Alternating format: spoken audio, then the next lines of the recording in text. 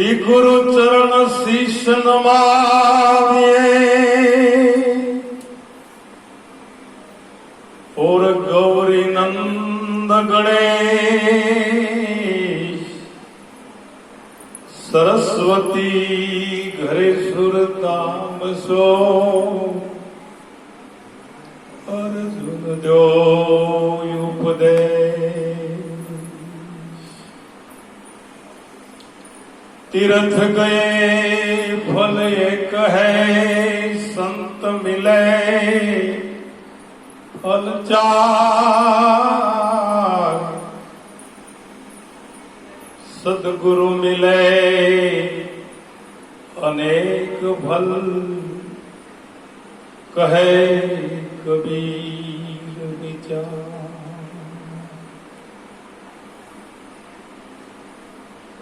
આજના પાવન પ્રસંગની અંદર આજે મહામૂલો અવસર છે, તેરસનો દિવસ છે। સદગુરુ પરમાત્મા આપણને કહે છે કે તેરસ પીશો તો જ્ઞાન ધન આવશે। તે રસ એટલે જે રસે પ્રહલાદે પીધો, જે રસ અંબરીશે પીધો, જે રસ સુખદેવજી, જે રસ નરસિંહ મહેતાએ અને જે રસ ધ્રુવે પીધો, ઈ રસને પરિબ્રહ્મ પરમાત્મા સદગુરુ મહારાજ પોતાની સમજણ દ્વારા આપણા હૃદયની અંદર ઠાલવી દેશે, ઠેકાણું કરી ઠાલવી દેશે।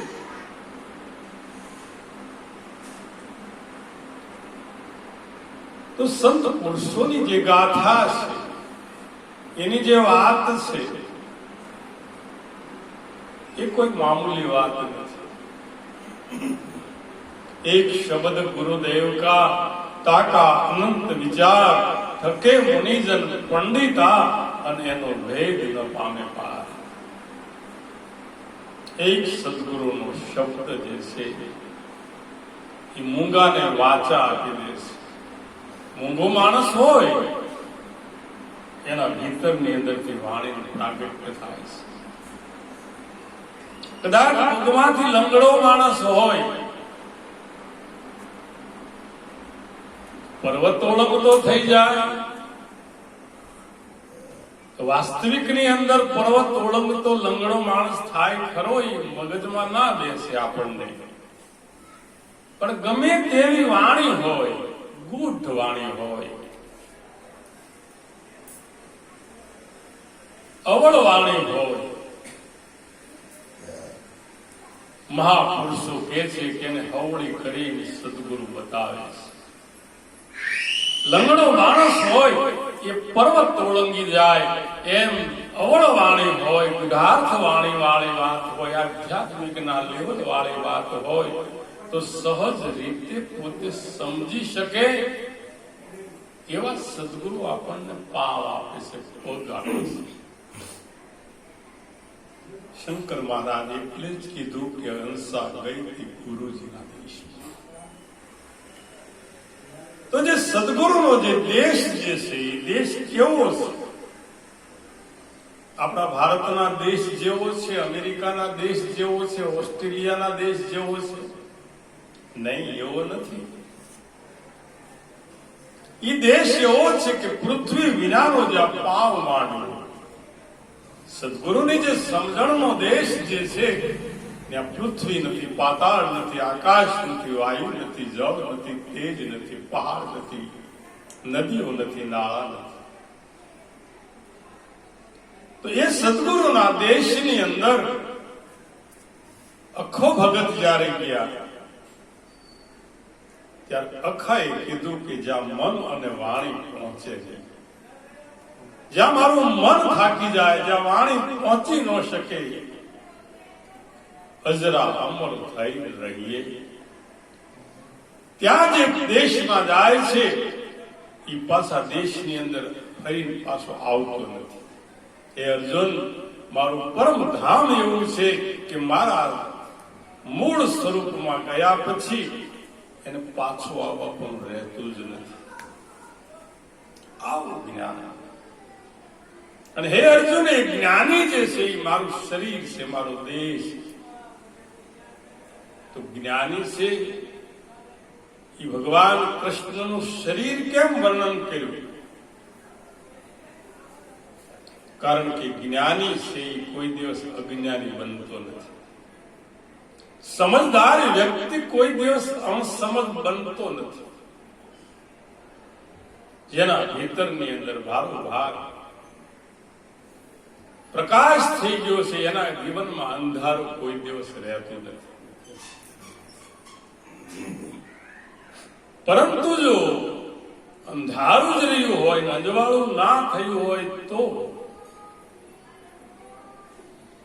સૂરજને ઘેર ન હોય કોઈ દિવસ અંધેર. તમે સૂરજના ઘરે પૂછવા જાજો, તને અંધારું જોયું છે? તો સૂરજ ના પાડશે, મને 3 કાળમાં ખબર નથી કે અંધારેલી વસ્તુ શું છે.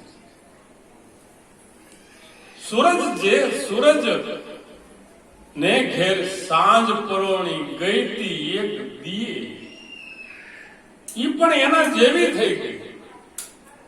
જેમ વહેતી નદીએ જ્ઞાની ઘર મૂકીને ક્યાં જઈએ, અમે તો અમર લોક દેવ છીએ. અન્ન પાણીનો આહાર નથી તો આવા સાગર જળ કેમ પીએ? આ દેશની અંદર જ્યાં અન્ન અને પાણીનો આહાર નથી, અન્નથી આ શરીર વધઘટ થાય છે, મનથી સુખ અને દુઃખ થાય છે, પ્રાણથી આ શરીરનું સંચાલન થાય છે. પરંતુ મહાપુરુષો કહે છે કે જ્ઞાની ઘર મૂકીને ક્યાં જઈએ, અમે તો અમર લોક દેવ છીએ.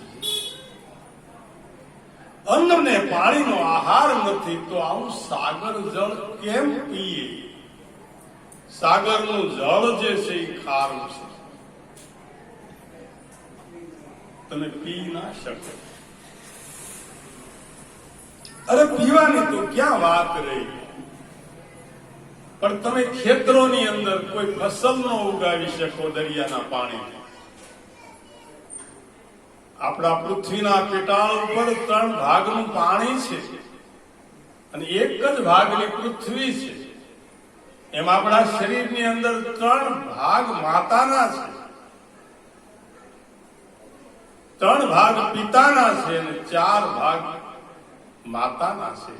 આ સપ્ત દેહનો આ ધાતુનું શરીર બન્યું છે. જેમ સાગરનું જળથી ક્ષુધા છીપાતી નથી, ખેતરોની અંદર ફસલ આવતી નથી, તો એની જુગતી કરીને તાવણ કરવી પડે છે. દૂધમાં દહીં છે, ઘી છે, છાશ પણ છે, પણ એની અંદર મેળવણ નાખ્યા વિનાની નારાયણ સ્વરૂપ ઘીની પ્રાપ્તિ કોઈ દિવસ થતી નથી. દરિયાના ભીતરમાં એના પેટાળમાં સૂરજની જ્યારે ગરમી લાગે છે, એમ આપણા ભીતરમાં આપણા હૃદયની અંદર સત્સંગની ગરમી લાગે અને એ ગરમીના કિરણોથી વરાળના વાદળા બંધાય. એ સત્સંગના માધ્યમ દ્વારા આપણા વિચારોની અંદર ઉપર ઉઠવાની શક્તિ પ્રદાન થાય અને એ શક્તિ પ્રદાન થતા આકાશમાં વાદળનું દળ બંધાય અને ત્યાં પાણી જામણ થઈ જાય, જમાઈ જાય છે. મણિરામ મહારાજ કહેતા કે ગુરુ ગમ તણી ગોળી કરી રવૈયું સમજણ સાર, પૂરણ પ્રેમના નેત્રે વલોણ વલોવે છે નિવૃત્તિ નાર. આ તો વલોણ સત્સંગનું. કામધેનુ સંતો દયાળ, જેની વાણી નિર્મળ શુદ્ધ, જેની વાણીની અંદર મળ ન હોય, વિક્ષેપ ન હોય, કોઈ જાતનું આવરણ ન હોય. સદગુરુ કામધેનુ છે. તમે જ્યારે એને દોવા બેસો ને એટલે દૂધ આપે, પણ ભૂખ તો આપણને લાગવી જોઈએ. બાળકને ભૂખ લાગે એટલે એની માતા ખવડાવે છે. એમ સાધકને જ્યારે પ્રશ્ન થાય, સદગુરુ એનો તરત ઉકેલ આપી દે છે. સદગુરુ કામધેનુ છે. કામધેનુનું વેતર ન હોય કોઈ દિવસ, ન્યાય નહીં. કામધેનુ ગાય જે છે, સદગુરુ એક જ છે. અને સદગુરુ છે એ કોઈ દેહ નથી. સદગુરુ તો તત્વ નથી. સદગુરુ તો શબ્દ છે. અને એ શબ્દ ગુરુ છે. અને એની જો શિષ્યા હોય તો સુરતા છે. અને એ સુરતા જે છે એ આ નામને જાગૃત કરે છે. હંસદાસ નામના મહાત્મા કહે છે કે કોણ જગાડે છે હેલી નામ. આપણા ભીતરની અંદર જે છઠ્ઠીના દિવસે જે નામ પડેલું છે એની જાગૃતિ કોણ કરે? કોણ કરે? કોણ જગાડે છે હેલી નામને? કોણ જગાડે છે આમાં પ્રેમ? આપણા ભીતરની અંદર પ્રેમની જાગૃતિ કરવા વાળું આમાં એવું કયું વસ્તુ બેઠી છે કે દિવસે દિવસે આપણા ભીતરમાં પ્રેમ પ્રગટ થાય છે અને વેમ જતો રહેશે. કોણ જગાડે હેલી નામને? કોણ જગાડે પ્રેમ? કોણ જગાડે આમાં પુરુષને? અને કોણ જગાડે છે બ્રહ્મ મારી હેલી? તમે ગગને ચડીને હેલી તમે જોઈ. અને એ ગગનની અંદર હદ અને બેહદનું પ્રમાણ પડ્યું છે. હદ ચલે સો ઓલિયા, બેહદ ચલે સો પીર. હદ દો હદ કી ઉપરે સોયા દાસ કબીર. ગગને ચડીને હેલી જોઈ, ત્યાં હદ અને બેહદ પ્રમાણ છે. તો આમાં સુરતા નામને જગાડે છે. જે આપણે વૃત્તિ જે છે, હિરાંત મહારાજ તો એમ કે છે કે વૃત્તિના વેગ સૌ વેગળા થયા છે. મારા હજી આપણને બીક લાગતી હોય, આપણને ભય લાગતો હોય, આપણને રોગ નડતો હોય, આપણને ભોગ નડતો હોય અને આપણને કોક સંજોગ નડતો હોય તો એમ માની લેવાનું કે આપણે નિર્ભય નથી થયા, ભય નથી થયા. રોગ શરીરના ધર્મો છે, પોતાના આત્માની અંદર કોઈ રોગ નથી, નિરોગી છે.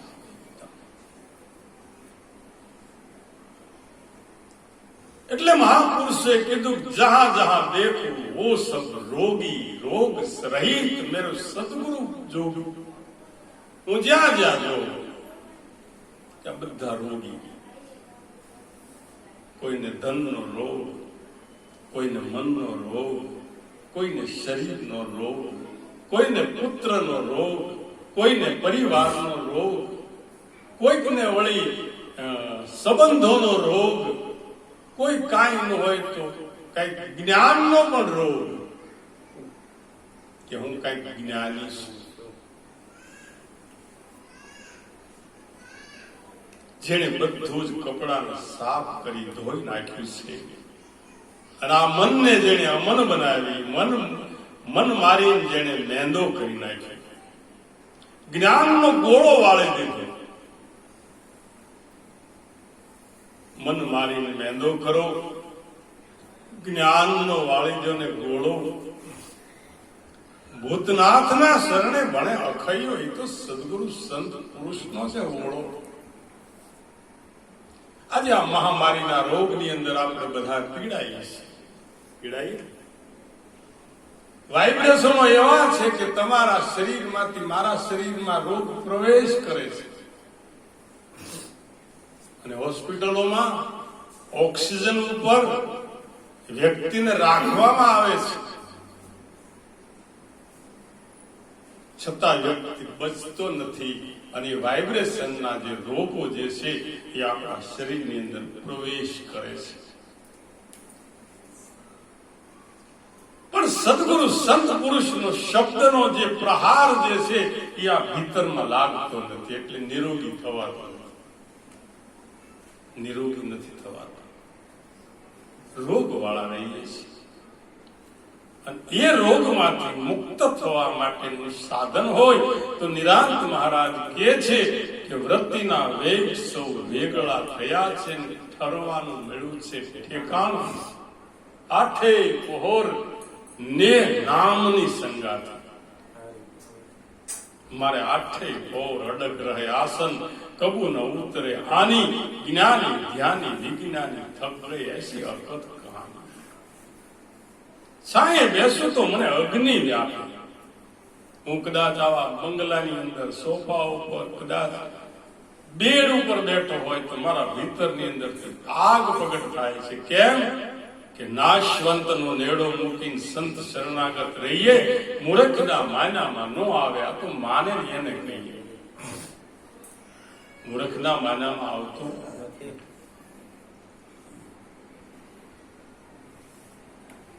તો સુરતા જગાડે છે હેલી નામ ને નામ જગાડે છે પ્રેમ. સદગુરુ આ નામની ઓળખાણ કરાવે છે. એ નામ કયું? એક નામ, एक राम दशरथ का बेटा, एक राम घटोघट बैठा, एक राम का सकल पसारा. अंजा सदगुरु ओळखावे छे ई चौथा राम है सबसे न्यारा. અને એ શ્રવણ મળ્યો ત્યારે રામનો જન્મ થયો, એમ રામાયણ કહે છે. આ કાયાની અંદર બુદ્ધિ સમુદ્ર, ચલત નાવ ચોધારા. ઈ નાવમાં હીરા ને માણેક છે, તમે ખોજે ભોજન હારા. તમે ફેરવો ને નામની માળા, જેથી કટે જન્મ સંસાર. અલા ગુરુકમ કેરી કૂચી કરી લે. તમે સેફમાં ખાનું હોય ને કોઈને તેને પૂછી જોજો. તમારા એકલા ચાવીથી નહીં ખુલે વાલા. એમાં માલિકની ચાવી હોય તો જ તમારી તિજોરી ખુલે. શેફના ખાનામાં હા તમારા દરવાજાનું તાળું ખોલે, બેગનું તાળું ખોલે, ઘરનું તાળું ખોલે. પણ આ દેહ દેવળની અંદર જે ભીડાયેલું ત્રિકુટીનું તાળું જે છે એ બે ચાવી વિના ખુલતું નથી. એક પોતાની ચાવી અને એક શેફ વાળા માલિકની ચાવી. એમ એક પોતાનો શબ્દ અને સુરતા, આ બે દ્વારા ચાવી ખુલી જાય છે, તાળું ખુલી જાય છે. ગુરુગમ કેરી ઊંચી કરી. ગુરુગમ એટલે शब्द सूरत मिलाए के मुख से कछु न बोल, बाहर का पट देख के तारा भीतर का पट ने खोल. તમારે સેફનું તાળું ખોલવું હોય તો તમારી ચાવી લગાવવી પડે,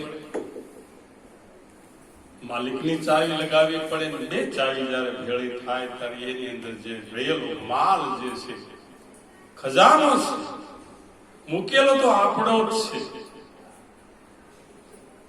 પણ એકલાથી ઈ ચાવી, એકલી ચાવીથી ખુલતી નથી. એટલે લોયણ લાખાને કહે છે કે હે લાખા, લાવડી કુચીન તાળા. હે લાખા, કુચ તો મારા મહેરમ ગુરુ ને હાથ. હે લાખા, મારા જે મહેરમ એટલે સદગુરુ, એના હાથમાં ચાવી છે. અને ઈ આવ્યા વિના આ તાળું ખુલે એવું નથી. હે લાખા, કાશી માર્ગના રસ્તે લખ આવે લખ જાય. કાશી માર્ગ એટલે આ કોઈ આપણે વિશ્વનાથ જે છે મહાદેવ એની વાત નથી કરી. આ કાયા તારી કાચી અને ઓછી થાય ઘડીએ ઘડી મૂળ વિનાની નેડી અને એક પલકમાં જાશે પડી. આ કાચી કાયા આમાં લાખો આવે છે લાખો જાય છે, ખાલી વેટ કરવા આવે છે પણ ઠેઠ પોગતા નથી, વેટ કરે. સવા બાપા કહે છે કે આ જીવ આવ્યો તો વિવાનું ઓરવા, અને ઓરીને શેનું ગયો? વર્ષીનું ઓરીને ગયો. વાહડા લઈને જાય તો કેવા લાગે લગ્નમાં? એમ આપણે સદગુરુના દરબારમાં, પરમાત્માની દરબારમાં જયારે જાય અને આપણે કુકર્મ લઈને જાય તો આપણા મોઢા કેવા લાગે? કેવું લાગે?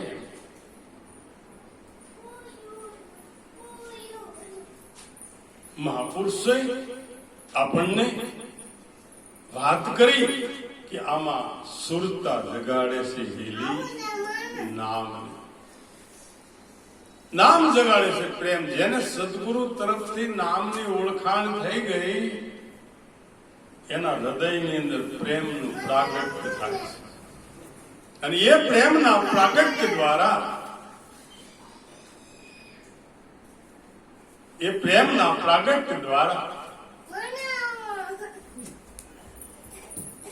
ઘટોઘટની અંદર પરમાત્માના દર્શન થાય છે. નહીતર તો માયાના દર્શન થાય, પણ પરમાત્માના દર્શન થાય. એમ કહેવાય છે કે રામતીર્થ મહારાજ લાહોરની બજારમાં જતા હતા. ભગવો વેશ ધારણ કર્યો છે, માથા ઉપર ત્રિપુંડ તાણ્યું છે, મુંડન કરાવેલું છે, ચહેરો ચમકે છે. નર્તકીની બજાર આવી છે, વેશ્યા બજાર જેને કહેવાય. નર્તકીની બજારની અંદર એક 20-22 વર્ષની 16 શણગાર સજેલી એક દીકરી અટારીમાં ઊભી છે. મહાત્માની નજર જોઈ એક ટચ થઈ ગયા, જોઈ રહ્યા. ટોળું ભેળું થઈ ગયું કે મહારાજ ક્યાં ઉભા છો એનો તો ખ્યાલ કરો, શું કરો છો એનો તો ખ્યાલ કરો, કોને જોવો છો એ તો વિચાર કરો. રામતીર્થે કીધું હું જોઉં છું એ મને જરાક પૂછો તો ખરા. શું પૂછો છો મુજને? કે હું શું કરું છું? મને જ્યાં ગમે ત્યાં હરું છું, ફરું છું. ન જાવું કુમાર કે કદાપી